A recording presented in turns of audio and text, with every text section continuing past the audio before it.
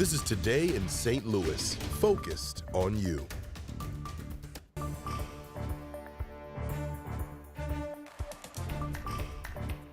Breaking overnight, law enforcement identified the man who shot former President Donald Trump and multiple other people at a campaign rally in Pennsylvania. 20-year-old Thomas Matthew Crooks and another spectator are dead. Right now, Trump is recovering with a grazed wound to his ear. Thank you for joining us this morning. I'm Mercedes McKay.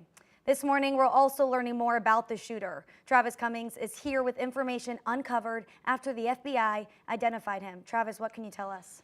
That's right, Mercedes. Besides his name, we know he's from Bethel Park, Pennsylvania. That's just south of Pittsburgh and just over an hour from Butler, where the campaign rally was held. We can also confirm through voter records that he was registered as a Republican. He donated to Act Blue in 2021. It raises funds for Democrats. So far, his motive for firing his weapon is unclear. And overnight, Pennsylvania State Police said the investigation was delayed due to people they are calling, quote, complicators. NBC's Bree Jackson explains more about what we learned overnight. Take a look at what happened.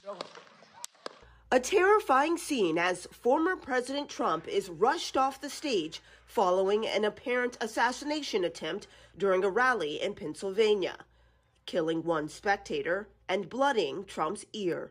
The FBI has maintained the lead on the attempted assassination. Federal authorities identified the suspect as 20-year-old Thomas Matthew Crooks. Cell video taken after the shooting appears to show his body on the roof of a building near the Trump rally. And I was watching the president and you hear the gunshots go off. A Trump spokesperson says the former president is doing fine. He traveled to his home in New Jersey and thanked law enforcement in an online statement after the incident. President Biden condemned the violence. The idea that there's political violence or violence in America like this is just unheard of. It's just not appropriate. And everybody must condemn it. Everybody. The shooting comes ahead of the Republican National Convention in Milwaukee. One woman I spoke with became emotional. I'm sick to my stomach. It literally made my stomach immediately go into a knot. It makes me so sad. It makes me mad. I'm disappointed. I'm embarrassed. She's urging Americans to put their political differences aside. Love the ones who vote different than you. Love the ones who vote the same as you. Love the ones who choose not to vote at all. We've got to get hate out of our vocabulary. Calls for unity and peace are going out across the country. In Milwaukee, Bree Jackson, NBC News. Definitely a difficult day across our country, and there were multiple people from our area at the Butler rally, including a mother and daughter. They sat just 8 rows back from the podium where Trump was speaking. The Chesterfield mom and O'Fallon, Missouri daughter shared what it was like during and after the gunfire rang out. I couldn't because, there were people laying where our feet go, and, we were crowded in there. So I had the gentleman next to me laying on the ground. I had the lady next to me laying on the ground. I said there was nowhere for me to lay, It was so chaotic.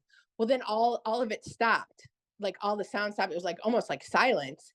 And so everybody kind of popped up to see what the heck was going on. And you could see them rushing Trump off the stage. And then the Secret Service started yelling at us, "Get down, get down, get down." And this morning, we're hearing from a former Secret Service agent who lives in St. Louis County. He served President Obama's administration. Our Brent Solomon spoke with him just hours after the shooting.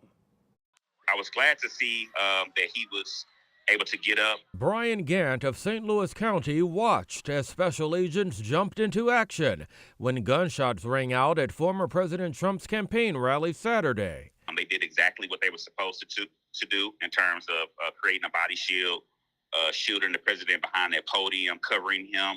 Serving as an agent for 7 years, he understood the immediate need to evacuate the former president from the threat. You're in an outside venue. You're in an open environment. You never want to be in any kind of environment where you are susceptible to any kind of attack. Once Trump was out of danger, and then the other law enforcement resources in the area should have been directed to the problem, or in this case, to the shooter. Hours after the incident, the Secret Service confirmed the shooter opened fire from outside of the heavily secured perimeter of the rally. And knowing how people are screened that are in an immediate area of the former president, it actually would be more plausible to me that something came from outside the security zone. Security now top of mind as both parties prepare to hold conventions and both candidates prepare for even more campaign stops. In light of this incident, I can assure you that protection levels and security levels will become even more stringent. Brent Solomon, 5 on your side. Gant also tells us special agents may assess the security situation weeks before an event so they can respond even faster. When something like this happens, agents call it a, quote, zero-fail assignment. Well, this shooting will likely impact security preparations and safety concerns at the 2024 Republican National Convention tomorrow in Milwaukee. Our political editor, Mark Maxwell, will be there bringing us live updates on fallout from this shooting, as well as important campaign details on all the biggest races. And as we did overnight, we will continue to stay on top of this breaking story. For the latest updates when we're not on air, head to KSDK.com or download the 5 on Your Side app. It's free. Just search KSDK in your phone's app store. We have a weather impact alert for you on this Sunday morning as temperatures start soaring across the area. There are a few clouds trying to drift in from the north and west, but it's really not going to diminish the impact of the heat for us today. Starting at 1 o'clock, that heat advisory goes in effect for St. Louis, lasting until Monday.